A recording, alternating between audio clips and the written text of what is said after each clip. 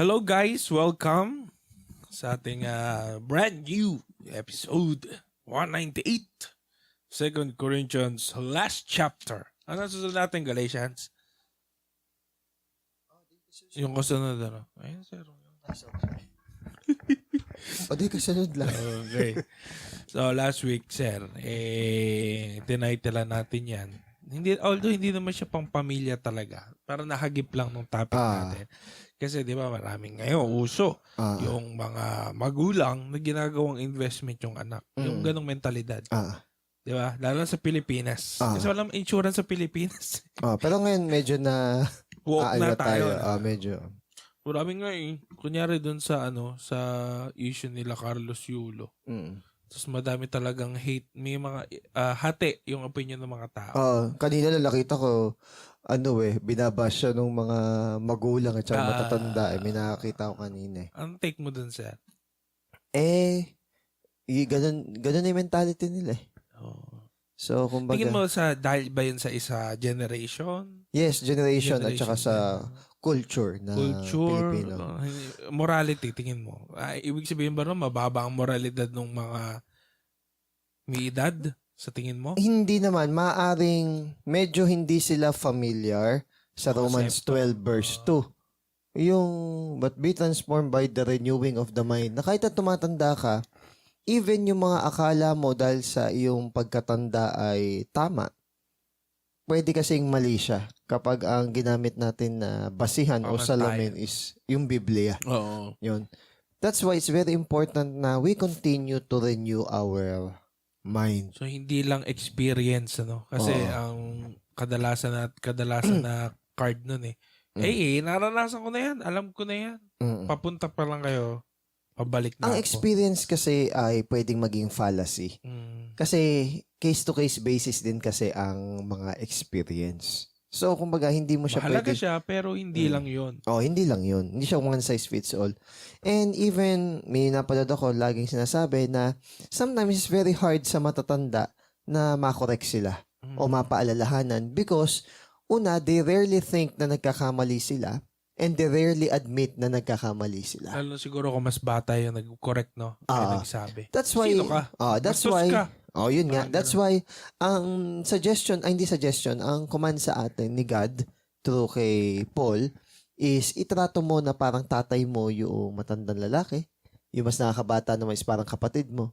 The opposite gender naman is babae.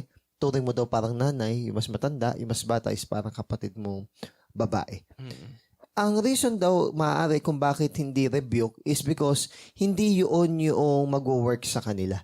Pero yung term na rebuke kasi sinasabi doon is to strike. Ibig sabihin, wag mong idildil dun sa matanda. Kasi para bang hindi na yun yung nag-work sa kanila. But rather Ano bang magandang way ng pagko-correct sa tama pa rin na... Kasi may mga matatanda, kahit naman may mga matatanda rin ng mga humble. Di ba?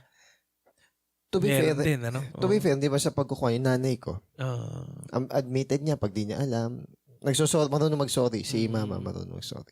So, kumbaga, madaling sabihan yung ganun.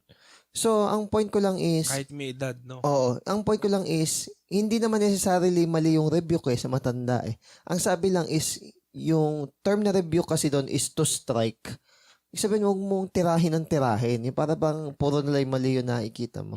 Kumbaga, why not try a different approach yung i-encourage mo? Ganon. So, yung rebuke, hindi naman din mali. Okay? Nasa tamang approach lang kung paano mang re-rebuke. Ngayon, kaya naman kasi na-topic natin yung last week, dahil si Paul, tinuturing kasi niyang anak. Etong mga Corinto. Dahil, syempre, parang siya yung spiritual father. Siya yung nag-share sa kanila. Yes. Di ba? Ng faith ni God. Okay. Di ba? Faith kay God pala. Okay. So, siya yung parang naging tumayo na ama. Okay. Tapos, may issue kasi sa kanya na, peperahan mo lang kami. Yes.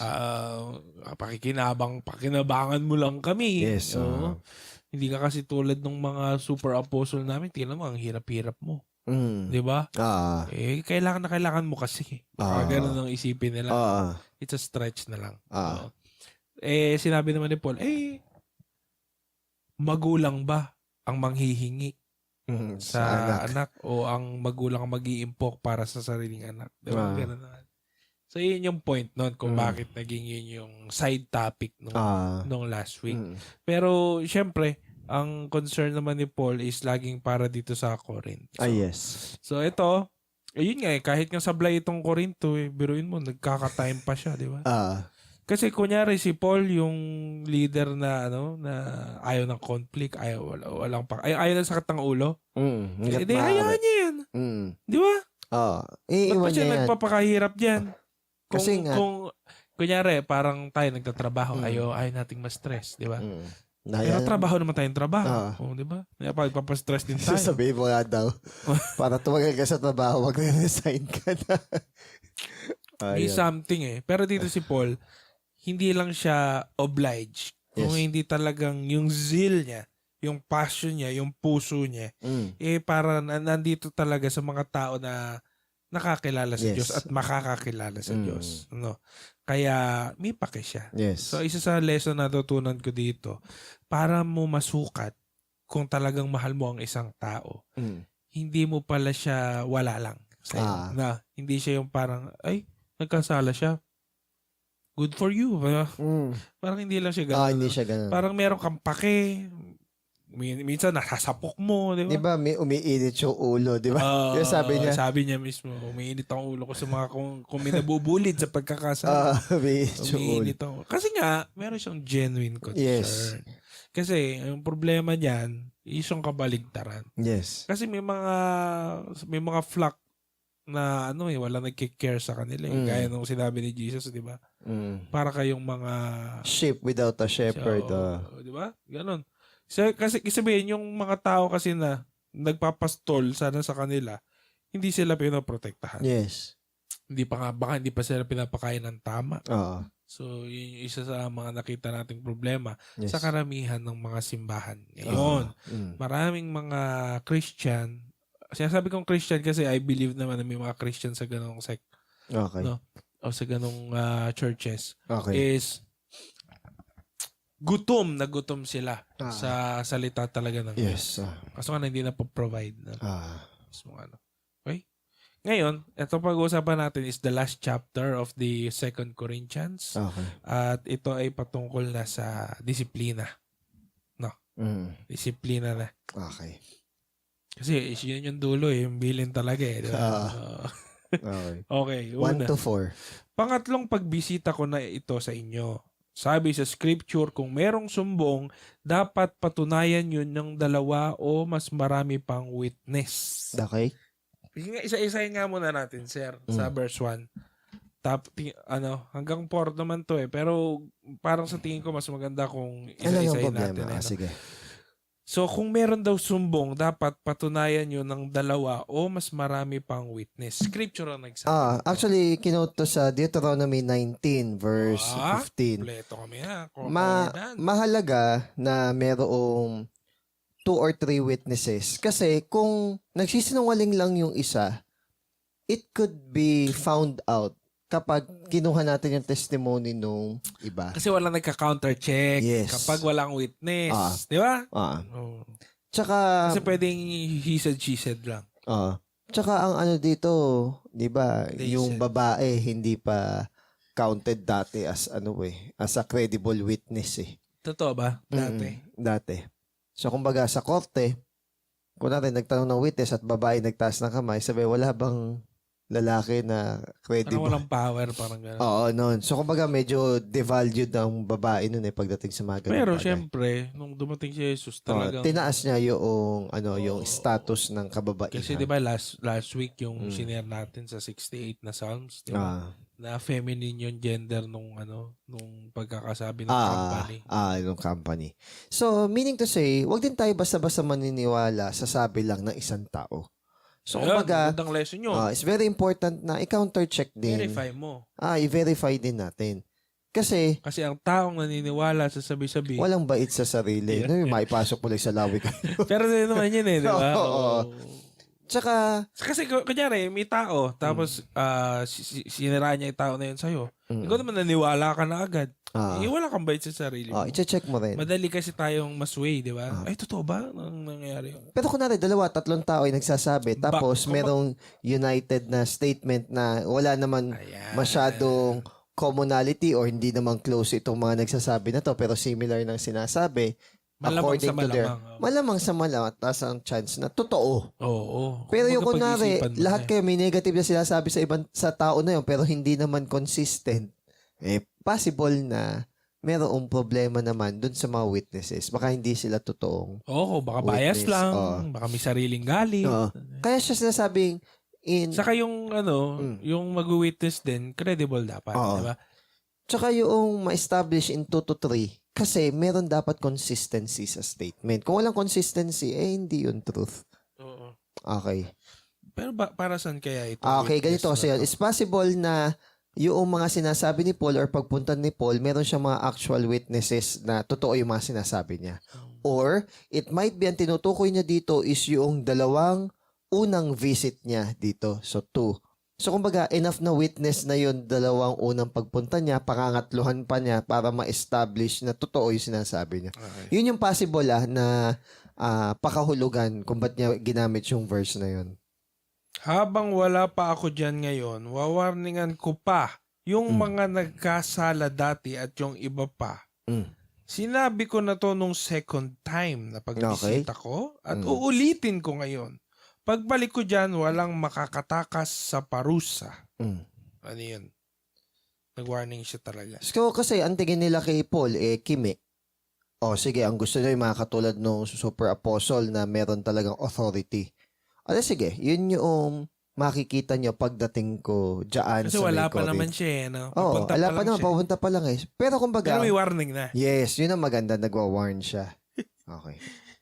At yung yung winarningan niya, yung mga nagkasala daw, dati pa. At hanggang ngayon is ayaw mag-repent. Yun so yun. hindi niya hindi naman niya inukil-kil. Hindi niya sinasabihan yung mga dati pa nagkasala pero nag-repent na. Hindi kasi sila yon. Kinokondemn naman niya yung kapag gano'n, ano? Hindi sila yon. Okay. So ito ayaw. Second time daw ulitin ko. Pagbalik ko dyan, wala daw makakatakas. Since naghahanap sila sa ng parusa. Parang ang lupit naman ni Paul. Si Jesus parang hindi naman nagpaparusa. Pero may mga firm na si Jesus na mga statements. At even yung paglilinis niya or pagka-cleanse niya ng temple, di ba? Napaka-strong nung ginawa niya.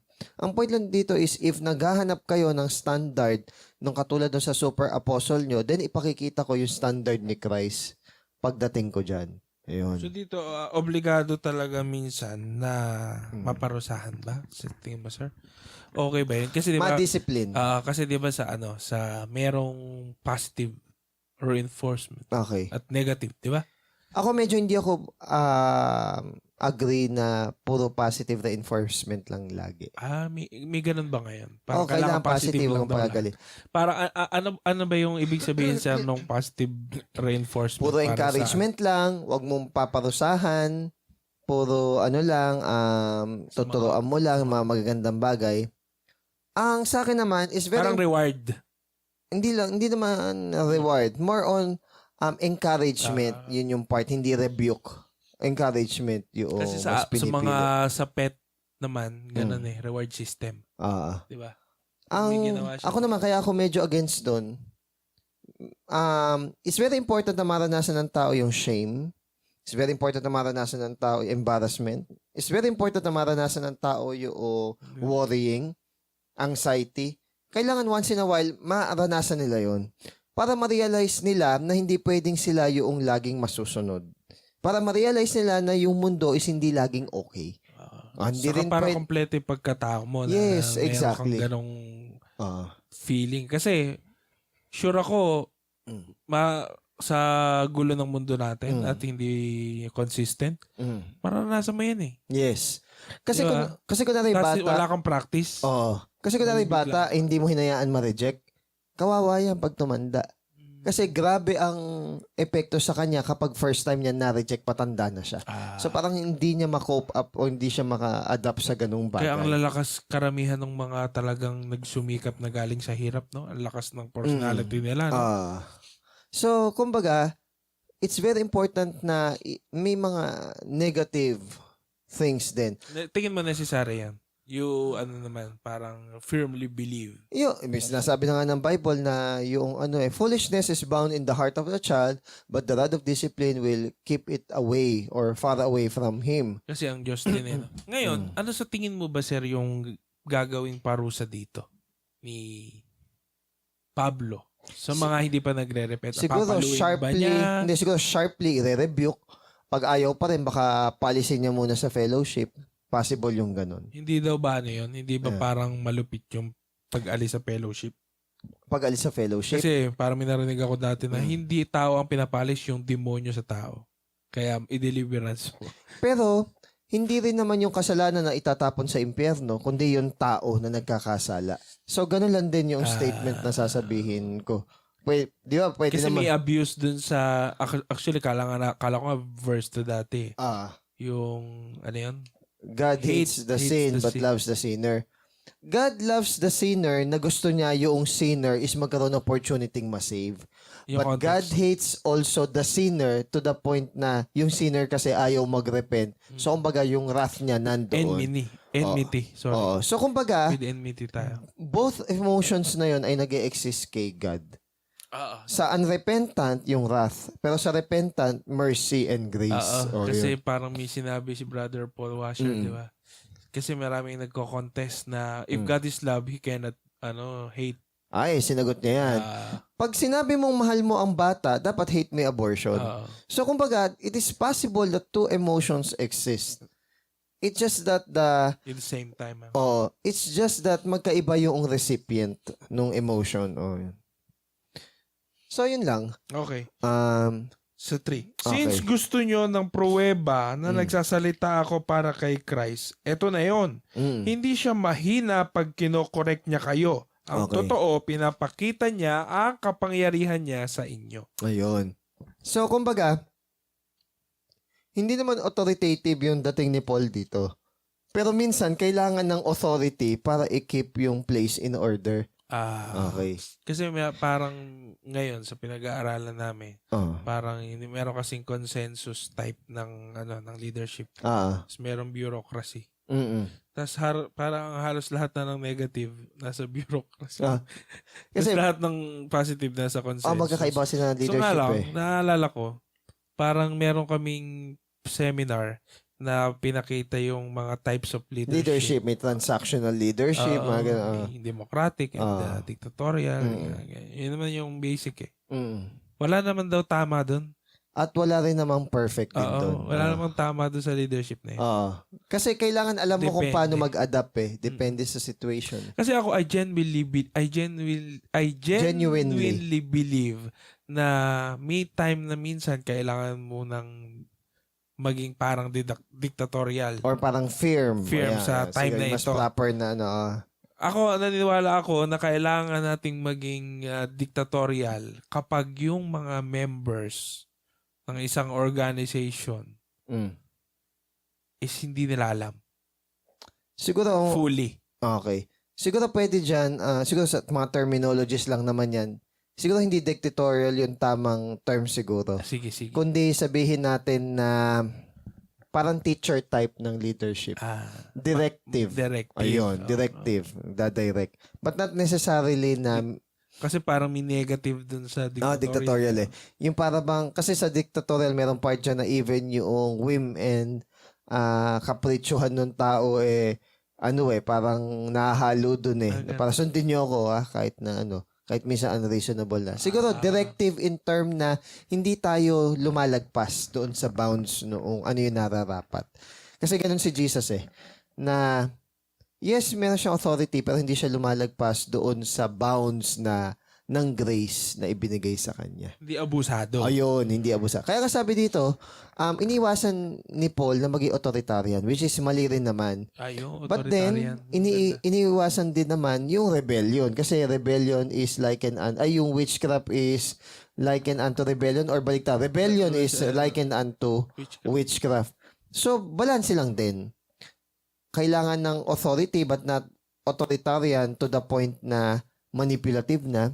Pero, kailangan din na kinikip in check para hindi mag-rebel yung mga tao. So, may balance, no? Oo. Ngayon, sa standard ng Corinth, weak si Paul, parang wala siyang leadership skill. Pero, alam naman natin na ginamit ni God yung ganung ni Paul, yung pagiging weak ni Paul para ma-amplify yung tamang leadership. Kumbaga si Christ, nagpaka-servant siya para maging model or example na leader. Kaya nga may term na servant leadership eh. Though medyo counterintuitive yung term, ang gusto lang sabihin doon is leader na minomodel niya mismo yung itinuturo niya. Why? To add credibility. Servant leadership. Though counterintuitive lang yung term. So, it would seem that in their immaturity, the Corinthians were unimpressed by Christ-like gentleness ni Paul and meekness. Ayaw nila nun. But were overawed by arbitrary displays of power. O di sige, papatulan ni Paul, gusto niyang ganyan. Pero not according sa style ng mga super apostle, kundi sa kung papaano si Christ is ibinigay niya yung discipline na minsan kasi yung mga tao, hindi mo rin alam, sala sa init, sala sa lamig. Gusto mo mabait approach, ayaw din naman makinig. Gusto mo ng harsh, ayaw din naman. Ayaw din naman. Kapag kasi ang tao ayaw, kahit anong gawin mo. Ayaw talaga. Ba? Hahanap ng yan, ng argument para lang ma-counter at ma-justify yung mabag. At madalas na ginagamit ngayon is yung sa mental health. Kaya nung may kausap ako, sabi ko, Ma'am, ala na ang problema na i-consider natin mental health niya. Pero kailangan nilang maunawaan that they are accountable with the wrong behavior na meron sila. So, kumbaga, wag nating isipin na kapag meron tayong mental health problem is inaalis yung responsibility and accountability natin. Mali ng mindset yun. Kapag inaalis mo ang accountability sa tao just because of mental health issues and problems, hindi siya magmamature. Ang isipin niya is he can always use mental health problems and issues para lang ma-dodge niya yung responsibility and accountability. Lusot. And one thing, binanggit ko rin to, pinost ko rin to sa story ko minsan I am not disappointed just because you did something wrong. I am disappointed because you lack accountability or you don't want to be accountable. Tanggap na nagkamali ka. Hindi naman yun yung issue Ang nagtataka ko is bakit ayaw mong akuin o ayaw mong maging accountable dun sa mga nagawa mo pagkakamali. Yun ang mas mahalaga. Yun. 4. Kasi kahit na mahina siya nung pinako siya sa krus, nabubuhay siya ngayon dahil sa kapangyarihan ng Diyos. Kagaya niya, mahina rin kami, pero para sa inyo, mabubuhay kaming kasama niya sa tulong ng kapangyarihan ng Diyos. So, ibig sabihin, kung paano si Jesus, parang pinakita niya yung sarili niya as a slave or servant na it appears weak. Pero yun yung ginamit ni God para i-display yung kanyang glory and power. So, yun yung approach na through gentleness and meekness, as much as possible, dun gustong i-win ni Paul itong mga Corinthian Christian. Pero, kung talagang ayaw pa rin nila mag-repent, sorry, pakikita ni Paul yung disciplinarian side na meron si God. Yan. Kasi meron din naman. Yes, 5 to 10. I-test nyo ang mga sarili nyo Ayan. at kayo na ang mag-judge kung pinamumuhay nyo nga ang faith nyo. Di nyo ba alam na nasa inyo si Jesus Christ? Pwera na lang kung bagsak talaga kayo sa test. Ito magdala sa ating quote examine yourself. It's very important na clear ang thinking natin at tanungin natin sa sarili niya na Christian ba talaga ako? Mainam yun, healthy yun. Ito may pinapatanong ni Paul sa kanila. Healthy yun. Christian. Parang bago mo i-judge, kunwari, bago kayo mang-judge na ibang tao, katulad ko, ginajudge nyo ko, make sure na ang una natin munang i-examine is yung sarili natin. General naman to hindi naman to pang-condemn Parang tayo din. Bago tayo mang-judge ng ibang tao, why not i-examine muna natin yung sarili natin? Baka nga mas masahol pa tayo dun sa tao na ginajudge natin. And also, mahalaga naman talaga na meron tayong assurance ng ating salvation. Itong pag-examine na to is para maingatan na wag tayong mag-assume or mag-presume na Christian tayo pero nabubuhay naman tayo sa kamunduhan. Yun ang pinag-iingat ni Paul dito. Kaya we have to examine ourselves. Pero kunwari, is hindi man tayo namubuhay sa kamunduhan, talaga namang na-obey natin yung will ni God, yun ang hindi natin kailangang i-doubt. So nga lang, sir, minsan may mga tao din kasing naniniwala sa sarili nilang kabulaanan di ba? May ganun. Di ba, kunwari Self-discipline. sinabi mo ng ganito, in-assess niya, hindi daw siya ganun, marami na nagsasabi. Yun. Yun din maganda, yung mga pwedeng sabihin sa'yo ng tao. Kasi uso ngayon yung huwag mong pakinggan ang sinasabi ng ibang tao. Basta wala kang ginagawang masama, ituloy mo lang yan. So parang ngayon, kahit ano ngayon sabihin ng ibang tao, wala akong paki. Mali Tama yun. ba yan? Actually, against din ako sa yung extreme na yan. Yung toxic positivity, yung puro positive lang, yung i-encourage mo lang lagi sarili mo. Tama yun if alam mong namumuhay ka sa kabanalan at sa katwiran, pine-persecute ka ng makasalanan, tama yun. Siguro kung basher yun, Kasi yung basher, syempre, di ko mo naman kilala halos yan. Pero kunyari, nagsasabi sa'yo kaibigan pastor mo, ka-church mo, kapatid mo sa pananampalataya. You take it into consideration. Hindi parang, baka nga, hindi yung magagalit ka sa kanila. Ang problema kasi natin, nasa generation tayo na kapag may post sa Facebook ng mga magaganda or positive na salita, sinusunggaban natin agad. Pero yung mga post sa Facebook o yung mga reminder sa atin ng pagbabago ng buhay, at saka pag-examine ng sarili, ayaw natin kagatin yung mga ganong bagay. Ayaw ng challenge, no? Ayaw ng effort. So, ang mangyari dito... Ang comfort, no? ang mangyari dito, lalo lang tayo na di-disqualify pag ganon. Kasi may test daw Yes. Sana makita nyong hindi kami bagsak. Yun naman. Di ba? So, ang purpose nun, hindi para makita na, di ba, hindi kayo Christian, di ba, hindi talaga Christian na examine nyo. Hindi. Ang purpose ni Paul dito is para ma-realize nila na sana hindi sila failed. Kumbaga, i-meet natin yung expectation na talagang may genuine tayong pananampalataya sa Diyos. Ikaw bilang teacher, sir, di ba may mga binabagsak kang... Kasi reflection yun ng kanilang intellect Yun lang yun Ako ang binabagsak ko ng mga estudyante is yung hindi lang pasaway. Yung alam na nila'y kulang nila, sila pa yung may ganang mag-attitude na mag-demand. Ganon. Tapos sila pa yung ayaw...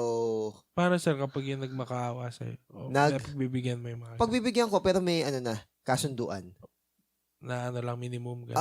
Hindi, kasunduan na kapag hindi pa rin niya kinumply within these days, i-fail ko na siya. Kasi kawawa din yung... Ultimatum. Kasi kawawa din yung advisor na naghihintay nung grade niya.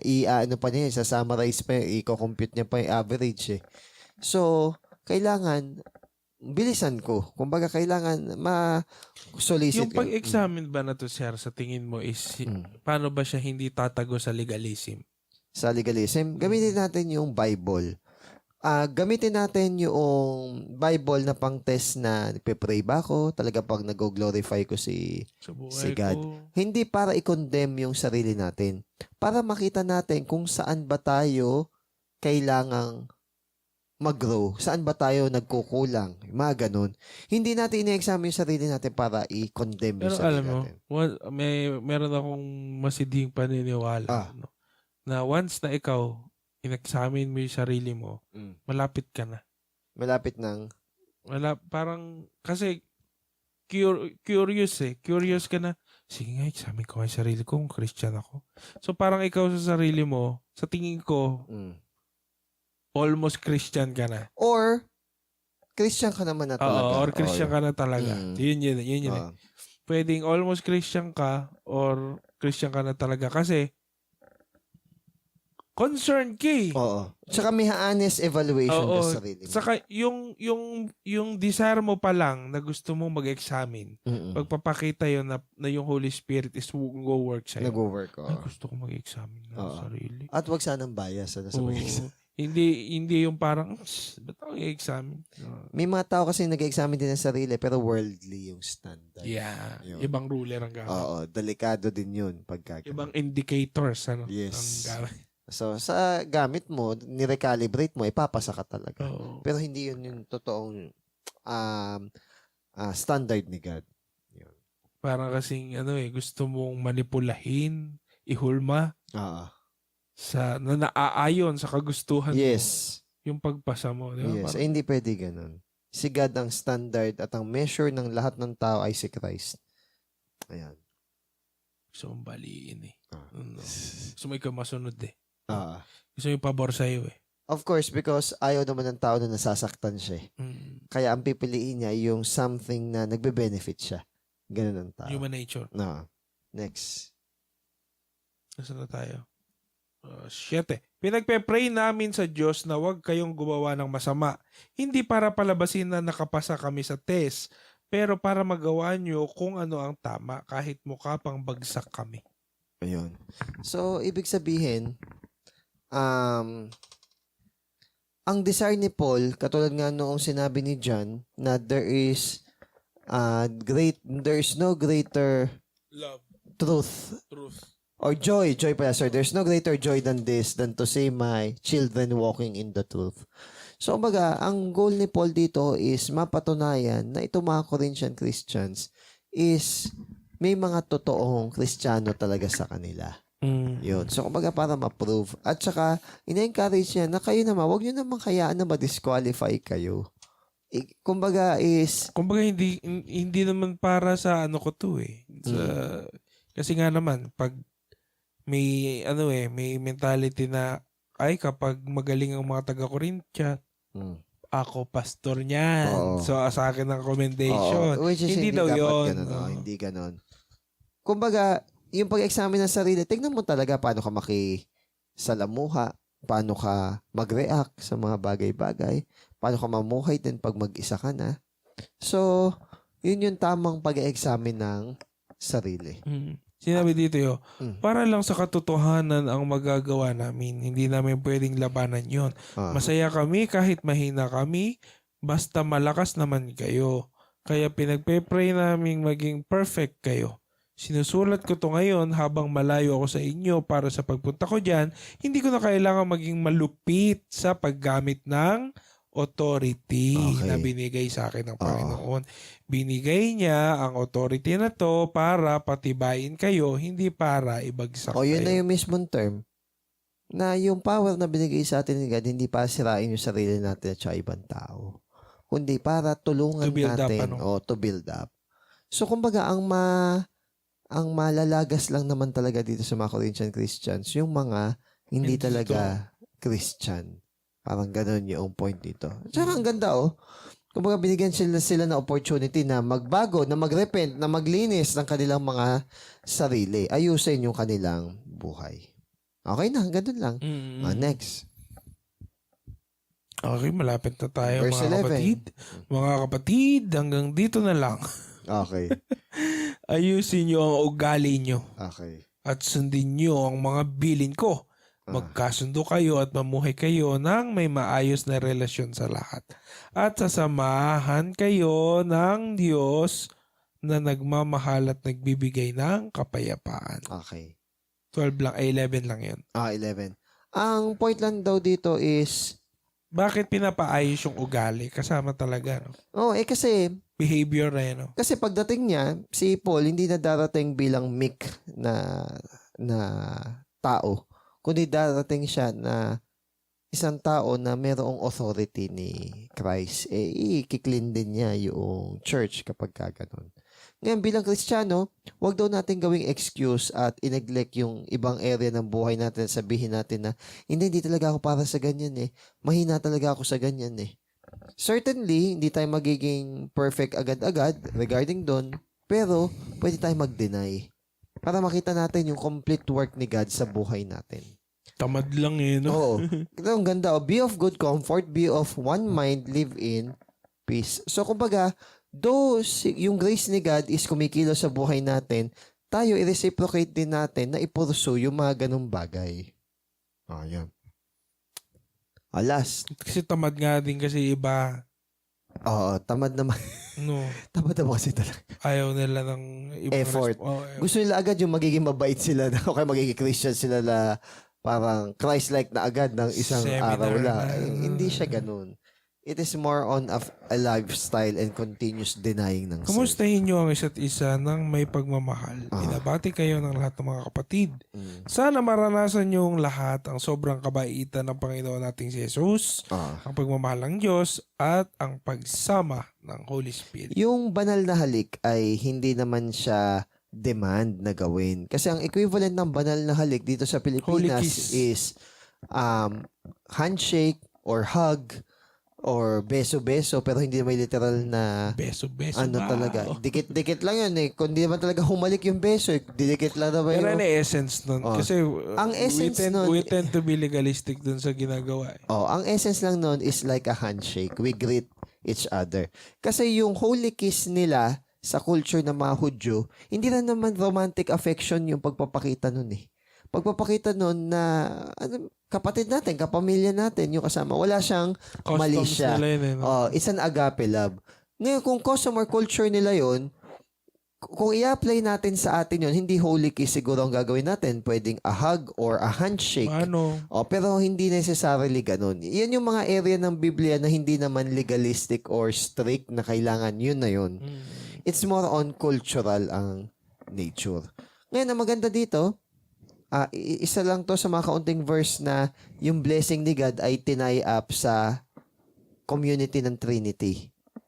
The grace of the Lord Jesus, the love of God, and the communion of the Holy Spirit. So, kumbaga, makikita natin dito yung grace na nanggagaling sa love pa rin community ng Trinity. Madami matigas ulo, no?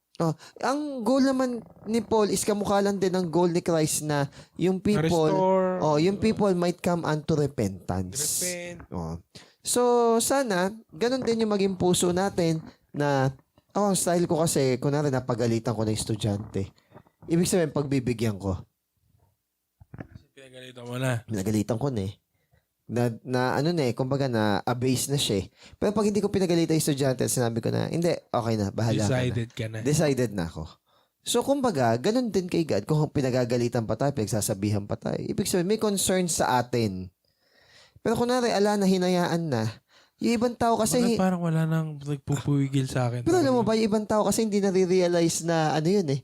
Na mali yun, pangit yun. Tuwan-tuwa pa sila. Yes! Hindi na ako naasar at hindi na ako kinakausap ni ganito. Yes, wala na nagko-correct sa akin, wala na naninita sa akin. Hindi nila nakikita na yun na yung simula ng kanilang downfall. Hindi nila nare-realize yun. Why? Kasi na tatakpan ng salitang peace of mind yung renewing of the mind. Natatakpan nung sinasabing peace yung sinasabi natin na repentance. Ibig sabihin ba ng peace yung walang gumugulo sa'yo, walang improvement, walang criticism? Okay, that is wrong. Kasi di may tulanga, we say peace, but there is no peace. Sasabi mo, gusto mong peace of mind, pero alam mo na hindi ka nakikipag-fellowship. Alam mo na hindi ka nagre-repent. Alam mo na hindi mo sinusunod si God. So, saan mo kukunin? Saan mo bunutin yung peace na yon? Yung peace na yun, kukunin mo lang sa mundo. Hindi yon yung peace na nanggagaling kay God. Hindi siya yung peace na kamukha noong yung kay God kasi sabi niya, sumainyo ang kapayapaan ng Diyos. Yung peace na yon is hindi siya nakakapit sa worldly things. Yung peace na yon ay nakakapit sa salita ng Diyos na kahit anong mangyari, magtitiwala ka pa rin sa Diyos. Yun yung peace na dapat nating kunin. Yung kahit na may mga problema, pagsubok, na natili tayo matatag at tapat sa Diyos kasi because of that peace na galing kay God. Yun. Dahil dyan, peace. And also with you. Ganun lang. Yun na yan. Okay. Tapos na tayo? Tapos na. Sa na tayo next week, no? Galatians na.